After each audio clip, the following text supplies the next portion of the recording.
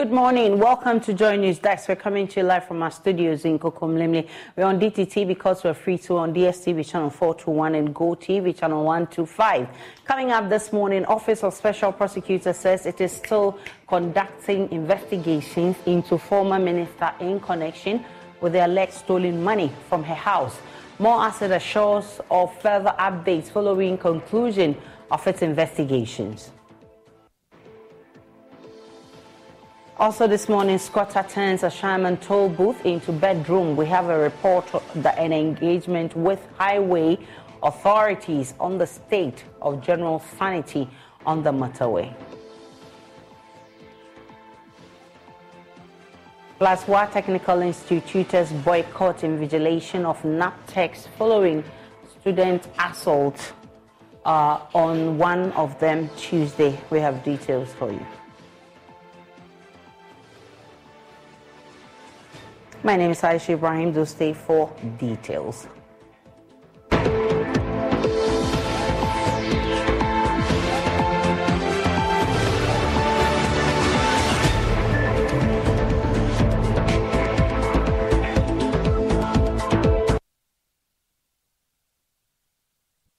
The Office of the Special Prosecutor says it is still investigating the former Sanitation Minister, Cecilia Dapa, in connection with alleged stolen huge sums of cash from her Bilinkwe home. 5 people, including her domestic workers, and are in court over the alleged theft in former minister's house. Since news broke of the incident, there's been heightened public commentary and interest in developing events. Big among the development has been the arrest, search of Cecilia Dapa's home, and subsequent granting of bail of the latter by the OSP. Information available to Joy News indicates that following the search of her home, a significant amount of cash was discovered in the last couple of days. A statement issued by the Office of the Special Prosecutor this morning is assuring the public it is still conducting investigations into the matter and will brief the public on any further developments. Let's take a full complement of the statement, and it says the Office of the Prosecutor Thursday commenced investigation into suspected corruption and corruption-related offences involving the former Minister for Sanitation and Water Resources, Cecilia Dapa, in respect of large cash sums reportedly stolen from her house. The OSP has since then taken a number of steps and actions, including placing Ms. Dapa under arrest and conducting searches at 2 residential properties associated with her. The OSP is still conducting its investigation. The public will be briefed on the outcome of the investigation when it is concluded, including any further steps the office may take.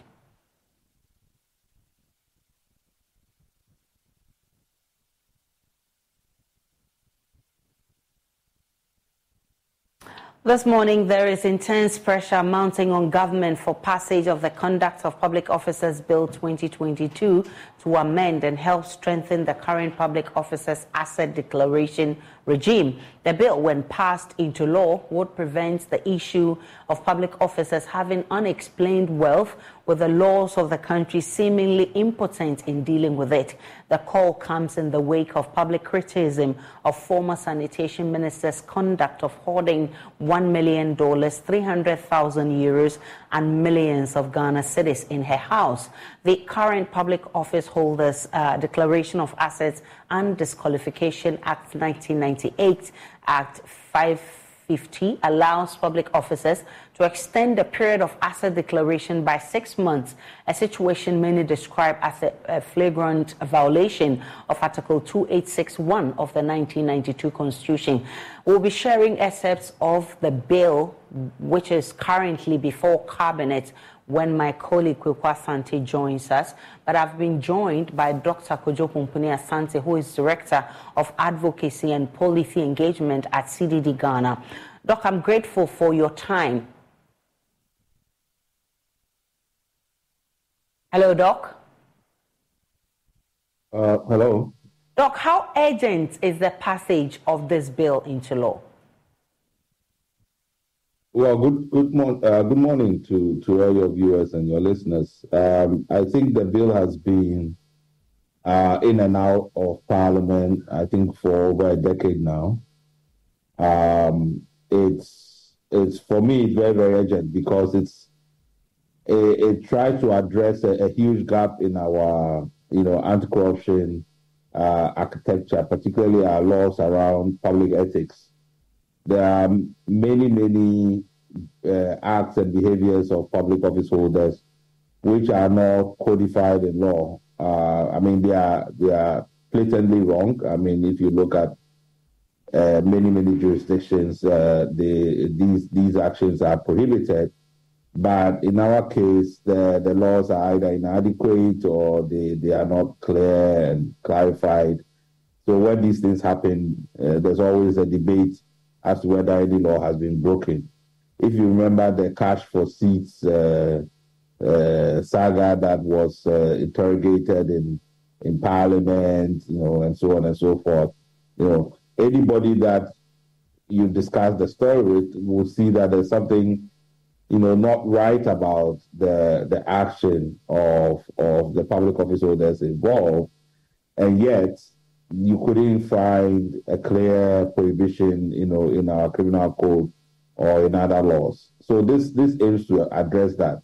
So it brings together asset declaration issues, which already has a lot of deficits, conflict of interest issues, nepotism issues, undue influence, gift giving, all these things that, basically if you take any corruption case, there are elements of all of these things scattered, which is almost like the foundation or the trigger for corruption in our country. So really, it's a very, very important law. It will codify the scope for addressing public integrity or public ethics for everyone, so that there's some clarity as to what the offense is and what punishments we should be putting in place. The bill that we had already, the Act 550, what actually is wrong with it? The reason we want this new bill passed into law?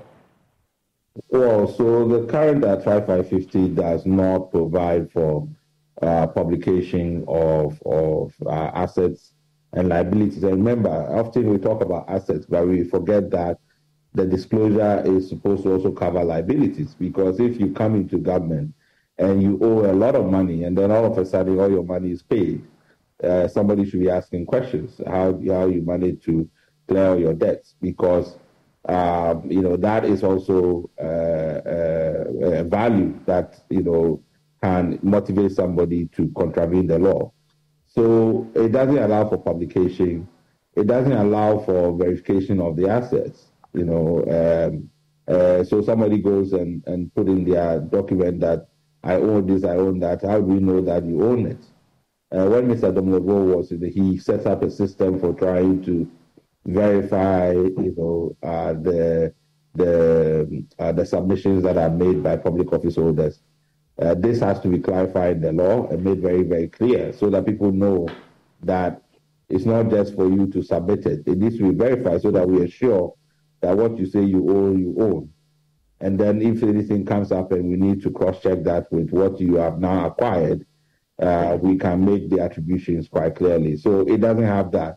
The scope of actors that it covers, it doesn't cover, for example, spouses, which in many other jurisdictions it covers. And we know that people use their spouses and children and so on to hide illicit wealth. So there are challenges with it that needs to be addressed, and this should address it. There are already calls by some other pressure groups, and they're also calling on CSOs to join hands with them to put pressure on government. How does the CDD intend to push government to get this done? I mean, as I said, this has always been a decade over. The MPP, when the MPP came into office in 2017, this was one of their prime tools for addressing anti-corruption. And I think everybody agreed that this has been long overdue. I've been involved in the reviewing the drafts and so on many years ago. I've attended several meetings and workshops to review, led by Shraj. And there's been a reluctance in Parliament and a reluctance from Cabinet to approve the bill. The Attorney General was one of the key promoters of the bill. He submitted it into Cabinet, and even when we had an opportunity to meet the President as Citizen Coalition, we reiterated this call for this to be done. And it seems that even now that it's become an IMF condition, there's still a dragging of the feet. So for me, politicians have to stop talking and act. If they are serious about dealing with this, then we are well past, political promises. It's before Cabinet. Cabinet should be able to approve it, for Parliament to look at it and have the law, passed for implementation. I'm grateful for your time. Dr. Kojo Pomponi Asante is the Director of Advocacy and Policy Engagement with CDD Ghana. I've been joined by Kojo Kweku Asante, who is our parliamentary correspondent. He has been monitoring this bill and what it will do to our public officers. Kweku, what are the details of this bill? What does it intend to achieve? Well, Aisha, so I can currently say that bill is not currently before Parliament. It has gone through the Office of the Attorney General. It has gone before Cabinet, and the expectation is that as the pressure keeps mounting from civil society organizations, government will put that bill before Parliament for approval.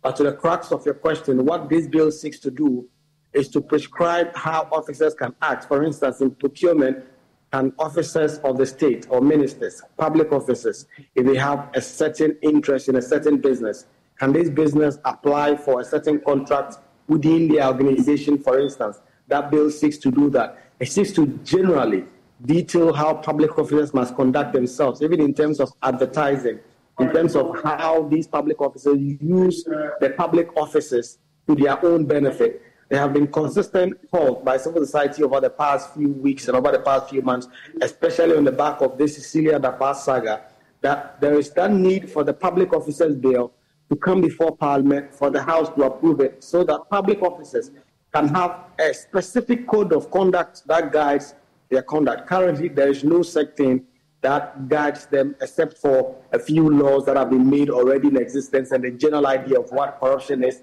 and what public officers cannot do. So currently there's no such bill before the House, and we expect that with Cabinet completing its work, as the Attorney General has repeated, it will come before the House. There was one in 2013 that was brought before Parliament by the John Dramani Mahama administration, but that is no longer in use because government is seeking to bring in a new bill for that purpose. So, Aisha, generally, what this bill seeks to do is to draw the contours of how public officers can act and how they cannot act. This will prescribe clearly certain things that they do that may inure to their benefit, but that may not inure to the benefit of the state. They cannot use their public office to do things that inure to their own benefit without the state benefiting. And so the Code of Conduct of Public Officers is such a crucial piece of legislation that is expected to come. But I should say that Parliament is expected to rise next week. Even if it came this week or the next, it will not be passed unless it came under a certificate of urgency. And so the civil society pressure is now getting to government, and we expect that it will react in the coming days.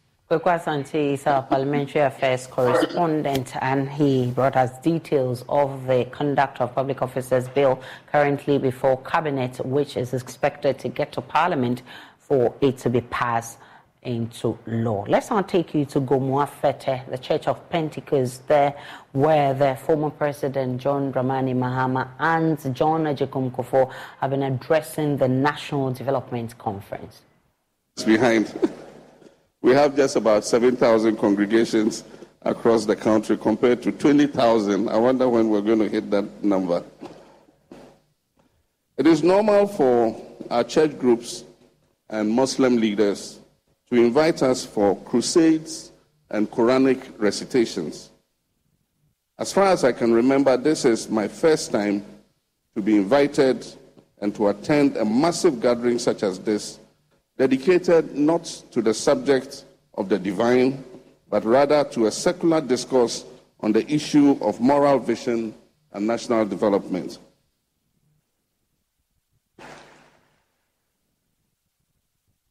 I wish this conference every success as you navigate what is a quite complicated subject. As I've always advocated, broad consultation is important for consensus building on all challenges that face us as a nation. And it helped me very well when I was president. The Senchi Forum, where we gathered all stakeholders to discuss the economy, was one such forum that helped us in terms of stabilizing our economy. The Conference on Stakeholders on Education, which was held under President Jerry John Rawlings, is a conference that birthed the GET Fund, which has become the single biggest and effective instrument in providing education infrastructure all over the country. And I dare say the Church of Pentecost has set the tone. And it is my hope that our president and our leaders will take a cue to create the opportunity for cross-fertilization of ideas on vexed issues and challenges that face our country, such as our current economic crisis and important issues like the implementation of the free SHS. Consensus building does not diminish a leader. It rather projects a leader's strength in carrying along with his vision the people that he leads. Over the next 2 days, Ghanaians from all walks of life, under the auspices of the Church of Pentecost, will have the opportunity to dialogue on the issue of moral vision and national development. This could not have come at a better time, when the world is faced with many challenges and crises. Climate change, pandemics, as we witnessed recently with the COVID-19, conflicts, economic crisis, which all threaten the very existence of humankind on this earth. Recent developments of 5G, artificial intelligence, is expected to profoundly change life in this world as we know it. Coming home to our own country, Ghana, we are faced with an erosion of our traditional values and westernization of our societies and the adoption of alien cultures imported from elsewhere. And so the question one might ask is, what happened to our value of cleanliness? Why are cities so dirty? When we were children growing up, we all woke up early in the morning to sweep around our compound houses. What happened to that ethic? What happened to our value of being each other's keeper, each his brother's keeper, where communal assistance to each other on our farms and in other tasks that we had to undertake were easily available? What happened to our abhorrence of greed and theft? Why do we celebrate persons who today are wealthy with dubious sources of income, and yet society is not concerned about what the source of income is, and it's only about the person's wealth? Ladies and gentlemen, ethics have a direct impact on national development. And as a student of history, I can say unequivocally that in history, all civilizations that have fallen have done so after they lost their moral and ethical compass. It is our prayer that Ghana continues to maintain its moral compass in order that we can continue to ensure national development, prosperity, and dignity for our people. I've looked at your list of speakers, and I can say confidently that they will do justice to the theme of this conference. And therefore, I have no other task than to wish you every success over the next 2 days in this National Development Dialogue. I thank you very much. God bless you. Thank you very much. Thank you very much. Thank you very much. Thank you very much.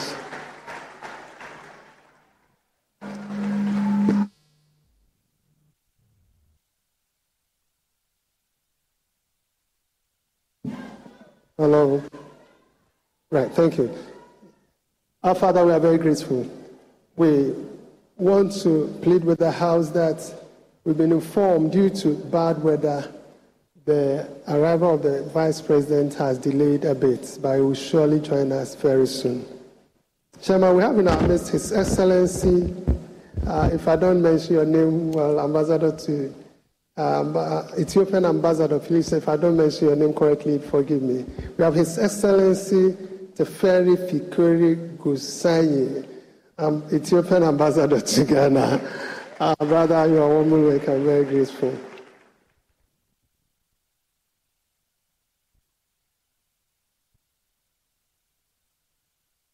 We are told the Vice President has arrived, so the Voice of Pentecost, give us one song whilst it's ushered. Well, that is the National Development Conference you're witnessing there. We've had some speakers, including the former President, John Kufuor. We'll be bringing his sound to you shortly. We've also heard from the former Chief Justice and other big speakers. Let's listen to former President Kufuor on what he had to say on the National Development Conference. Engulfing our country and indeed the whole world.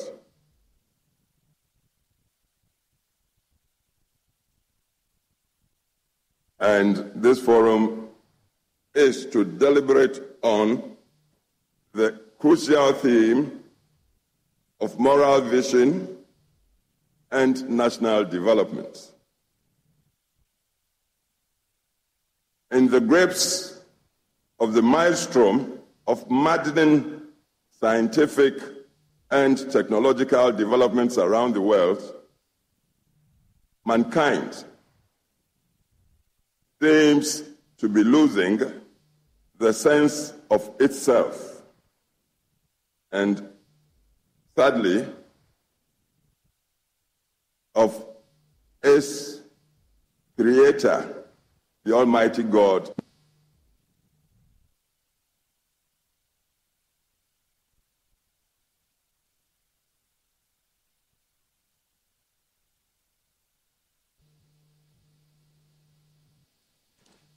And this forum is to deliberate on the crucial theme of moral vision and national development. In the grips of the maelstrom of maddening scientific and technological developments around the world, mankind seems to be losing the sense of itself and, sadly, of its creator, the Almighty God himself.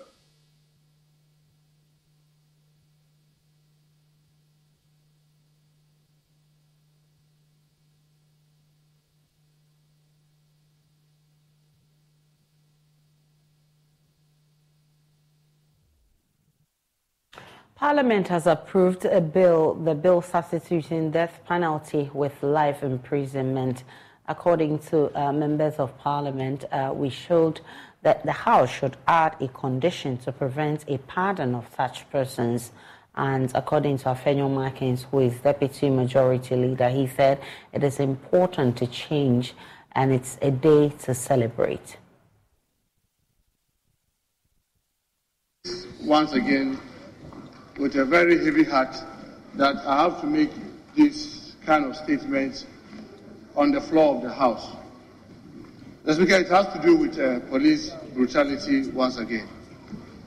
In my constituency, I'm gradually losing count on how many times I have to make this kind of statement on this floor. Mr. Speaker, because of the turbulence that it has created in the constituency, I'm trying to be as brief as possible, hoping that you will direct the Interior Minister to brief the House on the facts also from the police.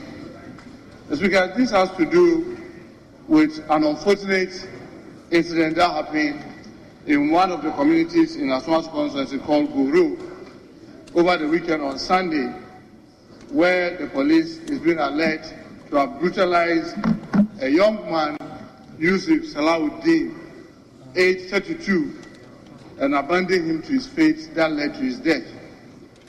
The Speaker, from the family and the bystanders, the police were, as usual, on their usual swoop in that area between Aswanse railway quarters and Wayek, where there are a lot of these quarters. Individuals were running helter-skelter, and this young man who had just come out of a house started to run. But unfortunately, he ran into the police. And according to the bystanders and the family, he was heavily brutalized by the police till he was unconscious.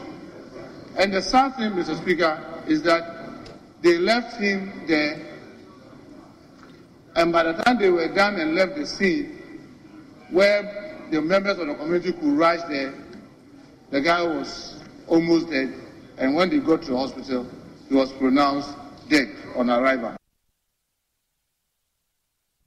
Let's stay a bit longer on this, and I've been joined via Zoom by lawyer Francis Susu, who is also MP for Medina. He's been on the interest.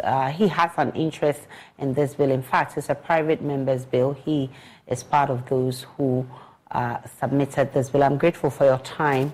Mr. Susu, what do you make of the latest developments on this bill? Well, I think that it is, first of all, good morning, and a very good morning to your cherished listeners and viewers. I think the latest development is a win for our democracy, is a win for Ghana, and it just adds us to the Committee of Nations that have moved away from the use of death penalty as a means of punishment. Ghana will be joining some other 27 African countries and 127 global, other international countries who have all moved away from the use of the death penalty, clearly because death penalty is too final and there could be mistakes in prosecution and so on and so forth. So for me, it's a big win, and I think we should be proud of ourselves as a nation that we are ready to make this major policy shift. What's your response to those who say that this is on our law books, it doesn't bite, so let it be there so it can serve as a deterrent to those who want to perpetrate crime? Well, two things. In the first place,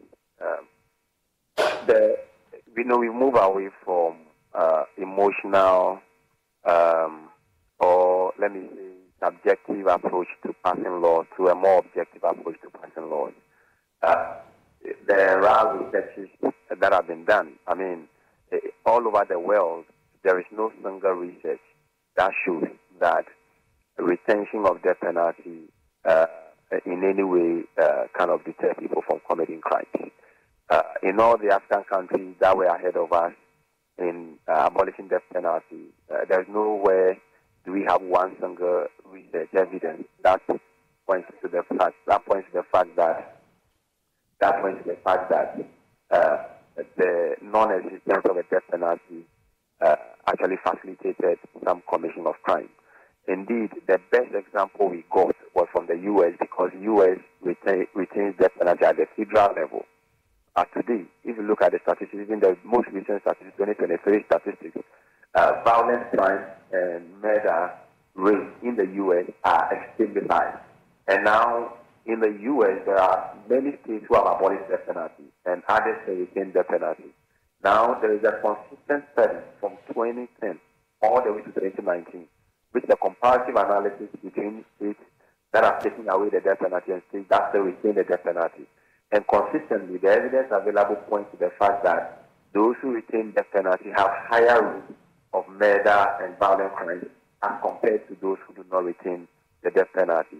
And again, if you look at the most peaceful countries in the world today, you take Canada, for example, they abolished death penalty way back. And so there is really, really no correlation between retention of death penalty and then deterrence. And secondly, the argument that oh, it doesn't matter, it's on a studied book, you don't use it. I mean, if for 30 years you don't use the provision, I mean, any legal reform commission would tell you that then the law is not right. I mean, if you have a law on your study book you cannot use for 30 years, then there's a problem, with that law. And the biggest challenge with it, having and not using it, is the fact that you don't bring closure to both victims as well as convicts. Because when you convict someone for murder or for any offense carrying the penalty, say smuggling in gold or diamond or attempted murder or anything, and you convict the person and sentence the person to death, and you don't kill the person for 30 years, then there is no closure for that person. At the same time, the victim never has closure because the victim goes home thinking that, well, the person is deserted a pint of flesh because the cause is the person be killed, and yet the person is not killed for 10 years. So the victim do not have closure also. But where you have your law aligns with the regime that says that the person is sentenced to life imprisonment, once the court pronounces life imprisonment, everybody has closure, both the victim and the one who has been convicted. Then finally, research actually shows now since independence, the total number of people who have been killed in Ghana is about 49 using this law, including the former head of state. Now, when you watch the execution pattern, most of them happen during military regimes, so not even civil regimes. And so it's been argued that the death penalty can be very arbitrary, and it can be a weapon in the hand of any military junta to suppress, views of dissent and so on and so forth. And in many of the countries globally that still retain death penalty, it's always been used as a tool to suppress other political opponents or political views. The classic example is Myanmar. Myanmar is in Asia, and Myanmar has had the death penalty provision since 1980 and has never used it. So for 43 years, they never used those provisions. But last year, when there was a military takeover, 4 of their leaders were executed. They did trials at night, like very, very horrible trials. And as we speak now, about 100 others are on death row waiting to be executed. And so the fact that the law is there, we are not using it, is not sufficient. If it is not something we endorse as a people, we don't want it, we must take it away. And historically, Ghana has shown that we've always wanted to remove this law. For example, in 2011, the Constitutional Review Commission's work pointed to the fact that there was a recommendation that we should remove the death penalty. Then that was in 2010. 2011, the then government, with a government white paper, accepted the recommendation that we should remove death penalty and replace it with a life sentence, except that the government did not finish the amendment before we lost power in 2016. And since 2017, nothing has actually been done until when I came to Parliament in 2021, except for the advocacy, because Amnesty International has been at the forefront advocating. Persons like lawyer Martin Pebu had proposed all the strategies that allow us to amend the Criminal Offences Act rather than taking the constitutional route. And so once I got the opportunity in Parliament with the stakeholders in support of all these major stakeholders and coalition against the penalty, led by the Amnesty International, lawyer Martin Pebu and others, I was able to lay this private members bill that has gone through all the processes and got passed yesterday. And so I think that Ghana should be proud that we have done something, cross-party passing of this bill that Ghana at a global stage as a country that is human rights compliant. Congratulations to you and the members who pushed for this. Let's get on to other stories. By the way, that was Francis Soso, he's MP for Medina. He's also a human rights lawyer. Now, since the cessation of collection of road tolls in the country in November 2021, many of the booths have deteriorated, with some fast becoming bedrooms for miscreants. The Ashaman Toll Plaza in the Ashaman municipality of the Greater Accra region is one of such booths that has been turned into a sleeping place for some unidentified persons. Carlos Coloni of the Joy Newsroom reports from Ashaman.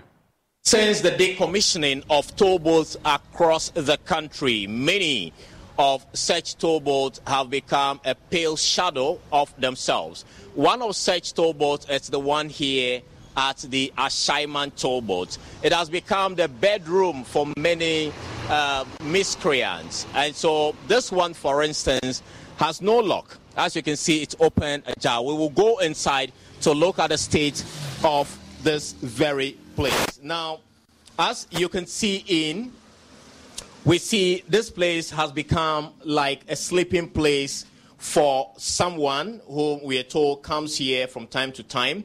You can see the person's dress or shirt on the bed. And then if we look beneath here, you can see the mosquito coil that he burns. Now, he leaves it this way, and he goes out and comes back as and when he likes. I'm a newspaper seller. So when I come here, I saw a gentleman coming from the toll booths inside. They says, okay, they say they should use it as a toilet and other, but he uses as it's in this in room. Then he come out, then piss, then he go out. For what he's doing there, I don't know. Then every time, then he come back, then he come and sleep. Because they say they should use it as a toilet and we need this thing room, but the guy is using it as this thing in bedroom. He to sleep there early morning. I saw newspaper, so I was here 6 o'clock to 6:30, and I saw him coming out of the room. And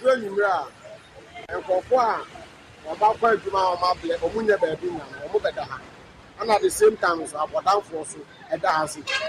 And I said, as the cost was in the Matobu, as the cost was in the motor rider. The sooner my papa general hospital, more than 50 or more many years that you are. Near Mijinazi, the sooner my papa, men's ritual, the family ritual, or more was enough any advisor. The sooner my father said, I put my general hospital, more than 50. And then for possible better house. But for no more in problem, two boots now or my guru. Now, you answer about your servant, or the comfort life, and the book said the best lies. The polite name as in overspeed, who's the final anymore. That's it. With the overspeed is before the one. And many 2 days, you've been in the back. You pack only you. Well, we're scheduled to speak with officials of the roads and highways to update us on what plan they have for these toll booths, but all efforts to reach them during the bulletin has been unsuccessful. We'll try definitely to get them to get some answers on this. Let's take a break. Meanwhile, on News Desk, when we return, there's business.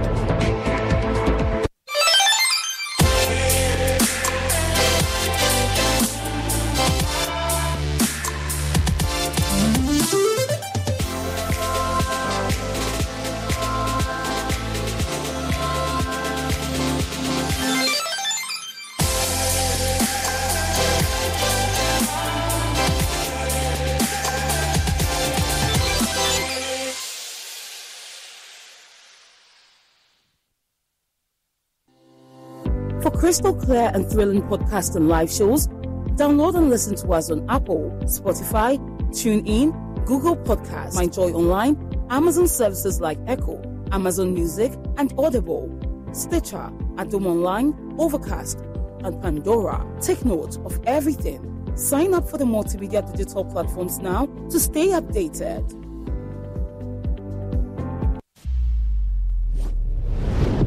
Six technical universities have set out to lock knives and ladles in the quest for the bragging rights as the Big Chef Tertiary School 2023. We know we are the best and we are not shaken by anyone. Hey. Chinese. We are all the way from Takrady Western. to Greater Accra. Oh no, come on. Visitors cannot come from anywhere and come and defeat us. We can prepare dishes that are going to suit the judges all day. We are here to win. We are taking everything back to home. The battle line is drawn. Big Chef Tertiary shows this and every Sunday at 5 p.m. only on Joy Prime. Big Chef Tertiary, the kitchen has no boundaries. Joy Prime, your ultimate experience.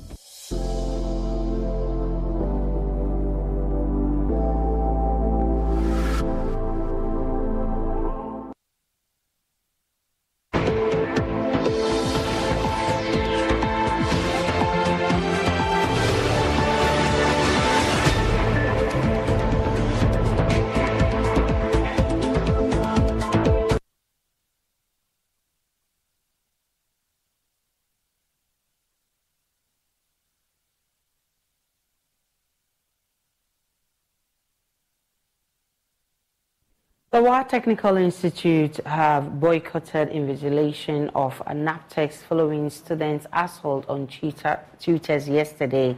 Let's go live to Rafiq Salam on this development. Rafiq, what can you report from the school? Hello, Rafiq.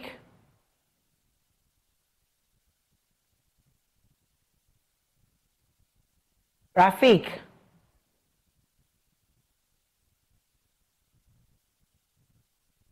All right, so Rafiq is on the beat for us. He'll be joining us shortly, but first let's listen to some angry teachers who have boycotted invigilation of the examinations. Yesterday around 10 o'clock, I was in my office when I had a call from my master saying that a student had hit a stone in their master. So I had to stop whatever I'm doing in the office just to try to see what was happening. So when I got to the scene, I saw blood oozing from the teacher's eye. And the student was also there. So quickly, because it was a criminal issue, I asked them to send the student to the police and then the teacher to also go to medical attention. So later on, I wanted to find out what actually transpired. The teacher concerned is a housemaster. Their duty is to ensure that all students leave dormitories to go to class. According to the teacher, he got to the dormitory and this student were wearing improper. He asked you to go and change and go to class. The student was resisting. He asked you to go and change. But the student said, "Teacher, I don't know what you are doing. I'm writing my final exams." The teacher said, "So what? Go and change." In the process, the student picked a stone from the ground and hit the teacher's eye. That's what the teacher told me. So we have picked them to the police station. I think they were two. This student's concern, since from first year, you know, teacher service have brought a policy. We call it the guardian and counseling policy. The policy is that to handle students who are going wayward. So we have some students in the school. And some of them have gone through this guardian and counseling and they have reformed. So our hope was that these students would have reformed. But you know, you can't have 100%. But we should allow them to register to write. So when that happened, that particular student have got a very close friend who was also in the dormitory. So when he saw that, he also wanted to run. The students wanted to grab him. Not knowing he was having a scissors in the pocket. He removed it and took one of the students to her. So we have to take that student to the police station. As we speak currently, the students are at the police custody and they are going through investigation. We can now go to Rafiq Salam, who is monitoring events for us. Rafiq, tell us more about this incident. The incident, according to the victim himself, Mr. Ismail Froko, he told me that it occurred somewhere around 10:30 a.m. Yesterday when he spotted this student who was improperly dressed. He asked him to go and change, but the student wouldn't budge. And so he held the shirt of the student and said, "Don't waste my time, go and change and come back." But when they were walking on the walkways, and then this student decided to pick the stone and allegedly hit the right eye of this tutor. And so a lot of people came into the scene, and then he was taken to the hospital. He was taken to the police station where he was given a medical form, and then he was attended to at the Wa Municipal Hospital. The student in question was also handed over to the police. But Aisha, let me also tell you, there was also another incident that occurred at the school because the guy, the alleged, the suspect, also had somehow an alleged partner in crime who was also hiding in one of the dormitories. And when he saw the scene, he also wanted to run away. And then in an attempt to also arrest him, he used a scissors to cut one of the students. So he's also behind bars. So for now, Kalma has returned to the school. Nothing untoward is happening. The teachers, after refusing to invigilate the CTVET, are now back. But the exam was supposed to start around 9 o'clock. Was late. Started somewhere around 9:45. For now, Kalma has returned to the school. But I also spoken to the victim, the housemaster, and he told me that he has forgiven the student, whatever that transpired. But he's only looking up to the management of the school, whatever decision that they will take, he will be in support of that decision. Rafiq Salam with that update from the NAPTEX school where tutors boycotted invigilation earlier, but he says calm has returned in that school. When we return from this break, we'll be telling you in business what is happening between the European Union and Ghana in terms of economic partnership. Do stay.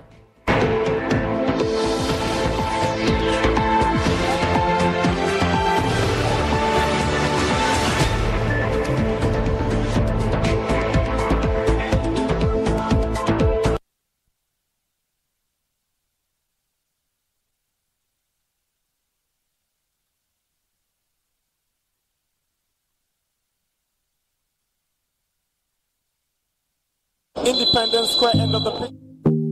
The Multimedia Group, through Joy Sports and Insura Sports, presents a half-year thought leadership event under the theme Fill GPL Centers, the Challenge and the Solutions. Date, Monday, July 31, 2023. Venue, Labadi Beach Hotel. Time, 6 p.m. prompt. This climaxes an 8-week survey on reasons why the fans are not filling the spectator stands for Ghana Premier League games. This will be the biggest brainstorming session ahead of the much-awaited 2023-24 Ghana Premier League season. It will draw participation from all relevant bodies and industry experts within the football family. This includes the leadership of the Ghana FA, the Ghana League Clubs Association, BFAG, sponsors, supporters unions, the Sports Writers Association of Ghana, and retired as well as active footballers. Fill GPL Centers, the Challenge and the Solutions on July 31 will be live on the Joy News channel and Joy 99.7 FM. Let's come together and help fill GPL Centers. This is an Insura Sports initiative powered by Joy Sports, Joy News, and Joy 99.7 FM.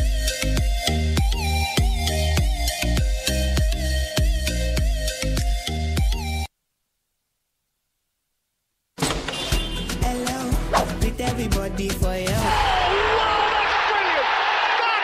Say hello to GoTV's newest package. GoTV Super Plus has all the great channels you love on GoTV Super. Plus, big-time international and kids channels the whole family will love. Plus, plenty of live Premier League action on Super Sports Premier League channel. It's the package you asked for, and we listen. GoTV Super Plus, available from 1 August. GoTV. We've had news file over the weekend, and an interesting part of the conversation focused. Oh no, we are out of range. Oh, don't worry, Daddy. I have Alexa in my bag. Alex, what? Alexa, open Multimedia Ghana and play Joy FM. Super Hits Radio, Joy 99.7. Listen to Joy FM, Hits FM, Love FM, live on your Amazon Echo.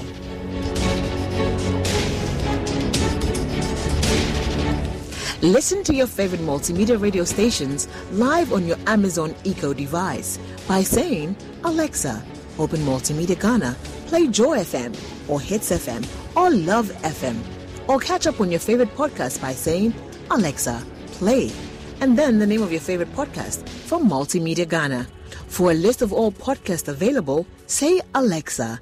Ask Multimedia Ghana to browse programs. And we are back like we never lost signal. Alexa, welcome to Multimedia.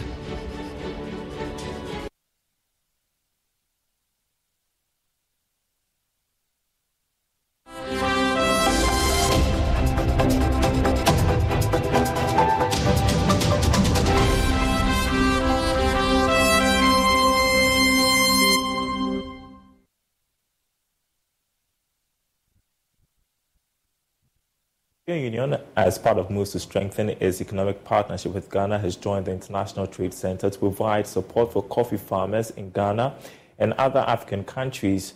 The move forms part of initiatives by the two global partners to promote sustainable farming and open up opportunities for farmers.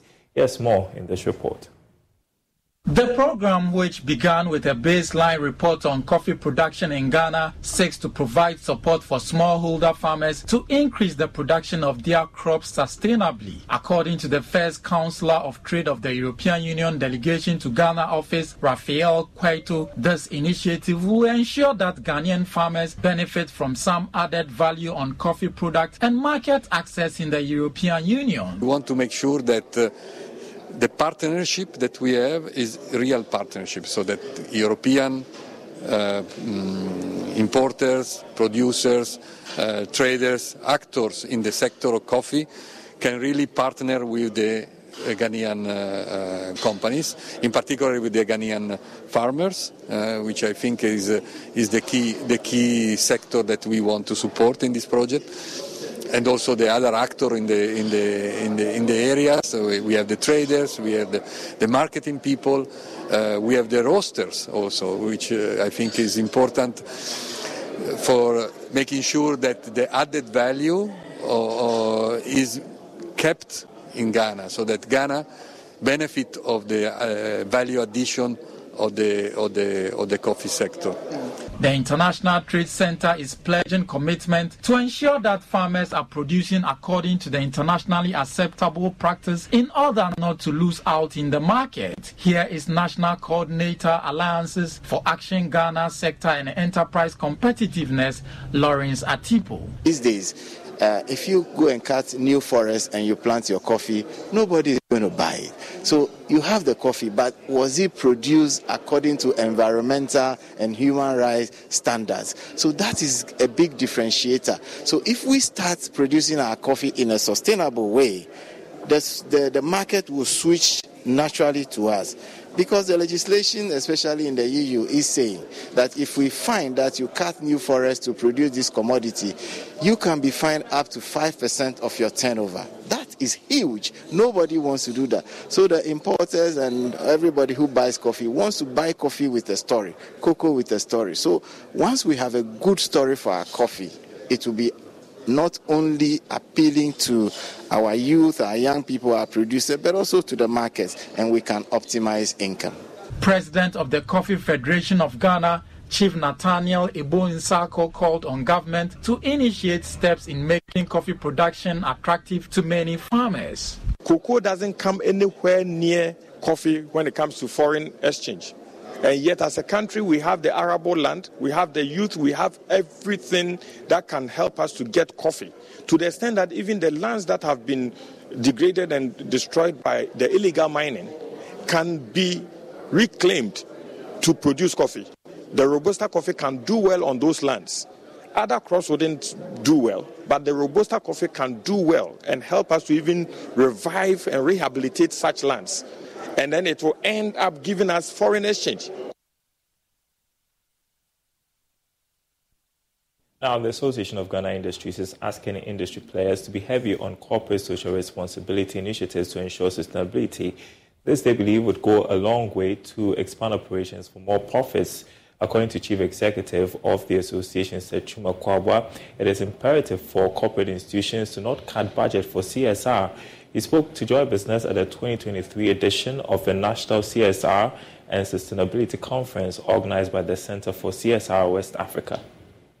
Corporate social responsibility is to promote the contribution of firms to the socio-economic development of communities within their sphere of influence. According to Chuma Kwabwa, more CSRs will yield positive and sustainable impact towards the achievement of the principles of the Millennium Development Goals and sustainable livelihoods. Your profit is only sustainable when your workers, your environment, your community, and everything. If you make profit today, it does not guarantee you profit tomorrow. And for every business, what you want to do is to be able to sustain the profits. You may make a small margin today, but if it's sustained over a long time, it will accumulate to very heavy profit for you. So businesses understand this principle, that the profit you make is not only for today, it's also for tomorrow and the next day and then in the years ahead. So therefore, you must operate in a responsible manner that guarantees success, that guarantees sustainability. He reiterated the need for corporate institutions to work on expanding their CSRs. The Center for Corporate Social Responsibility West Africa is a leading sub-regional CSR and sustainability advocacy organization registered in Ghana. The 10th edition of the National CSR and Sustainability Conference was under the theme Shaping the Future of Businesses Sustainably Post-COVID-19. And that's it for the segment. We will be right back.